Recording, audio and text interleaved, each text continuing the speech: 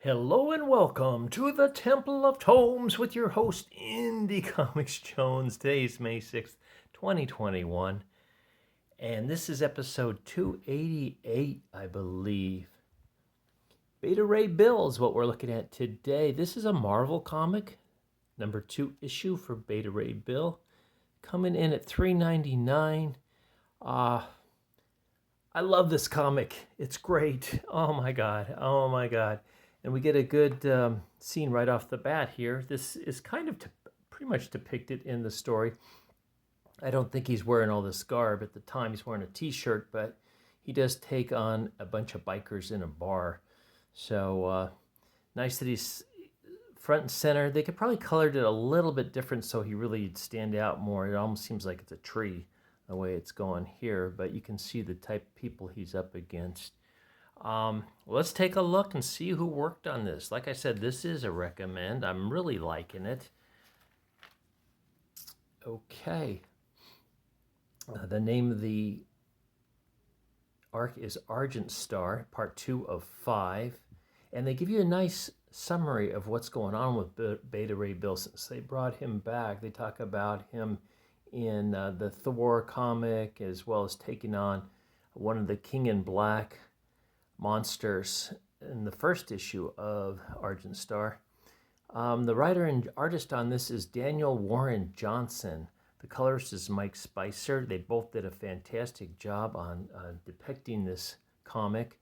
And the cover artist was the same duo. Lettering is by VC's Joe Sabino.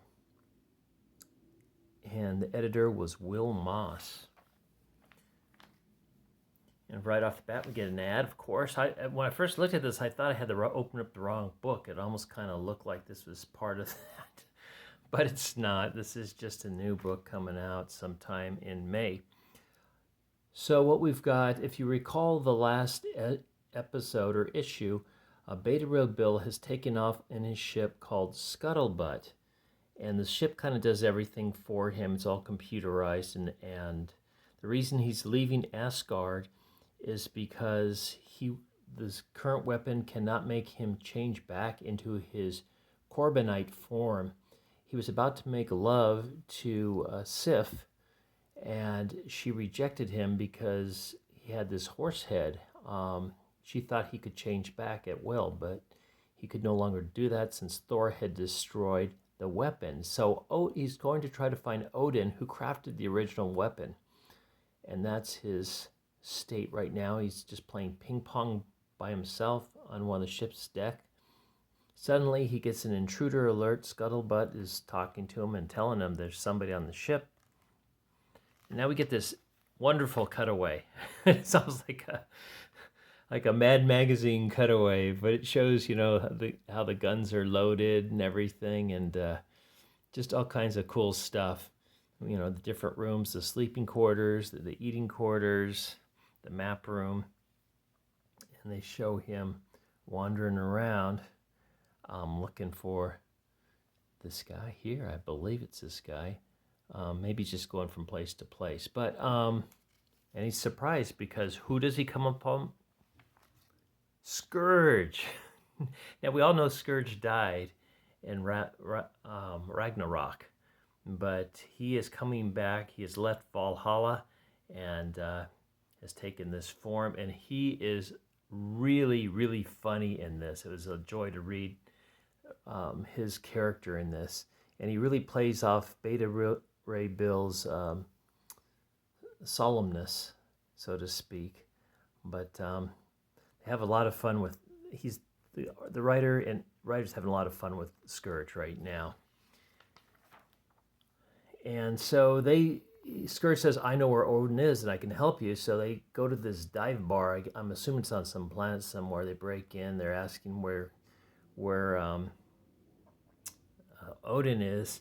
And they're immediately beset upon him by these biker guys and, telling Horseface, Beta Ray Bill, that you're scaring his date. And, after Beta Ray Bill even apologizes. So we get a fight that breaks out. And Scourge is loving it, man. He's just going crazy. And then we get this line, "Let's get 'em, boys," from all the other bar patrons. So you know, turning the page, what's going to look like. And it's just sheer mayhem, madness. It's great. So Bill starts getting into it as well. And then at one point, someone gets the upper hand on Bill, who's immortal, by the way. Um, at least, I, I mean, I guess he's supposed to be part robot and part something else, but he talks about spending too much time with the gods on Asgard, where he should have been back with his own people. But he's about to get his throat cut when we get another surprise. It's Pip the Troll, who seems to pop up every once in a while in Marvel. I had to kind of look him up. I wasn't sure who it was. First, I was thinking he was Sprite from the Eternals, but nope, it's Pip the Troll. And then they just keep going crazy. Finally, he says, "Enough." Odin walks in, and he's got his keg, and he is allowed to brew beer in the back. So they all sit down and talk and drink beer.